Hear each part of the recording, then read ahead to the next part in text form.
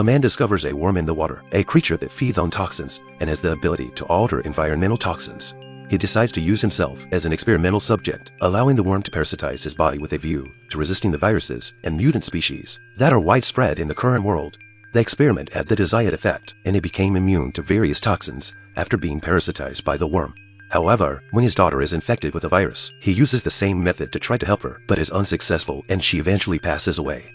Faced with the growing threat of viruses and mutated creatures, the human survivors build high walls in the center of the city to prevent intrusion from the deteriorating natural environment outside.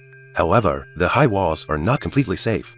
Soon after, a new type of spore dust bacteria drifted into the city, one that causes infected people to suffer from a persistent high fever, which in turn leads to brain death. In an effort to save the only remaining humans, the attendant finds a man who is immune to various toxins and begs him to travel out of the city to find an antidote against the spore dust bacteria. However, he has lost faith in virus research and is reluctant to accept the mission, knowing full well that the outside world is full of danger.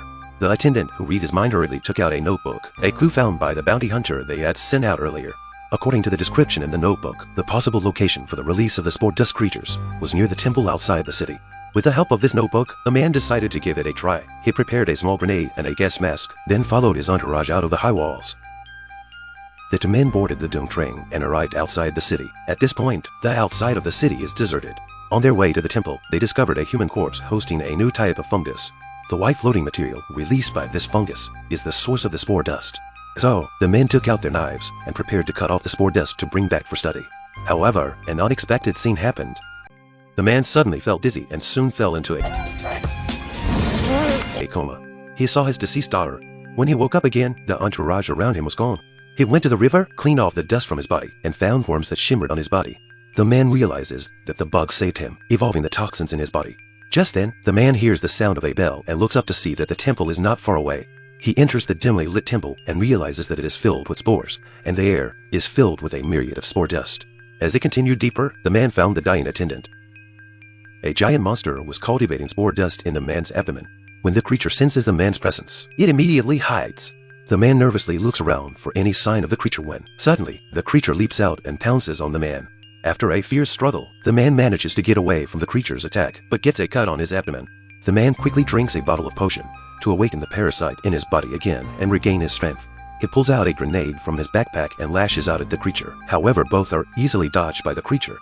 The man sees a fluorescent light on the ground and gets an idea, unscrewing the lampshade and charging towards the creature. The creature is covered in fluorescence and is completely exposed in the darkness. The man takes the opportunity to step forward and fight the creature, finally using all his strength to defeat the creature with a single slash. Afterward, the man learns that there is a symbiotic relationship between the monster and the spore dust. The creature feeds on the spore dust, and the spore dust depends on the creature to reproduce. This interdependence helps them weed out the weak in nature. Although the man has extracted an antidote against spore dust from the spore dust, which has temporarily alleviated the existential crisis of mankind, mankind will face even greater challenges to the deteriorating natural environment. The movie Spore Dust Extinction is a science fiction short film directed by Mike Grier and written by Jason Gallaty. The main cast includes Masashi Orital, Michael Lopez, Madeleine Lee, and Kiyomi Fukazawa. Shot on location in the picturesque Shikoku region of Japan, the movie is the first time the world of spore dust has been shown to audiences in the form of a short film filled with special effects.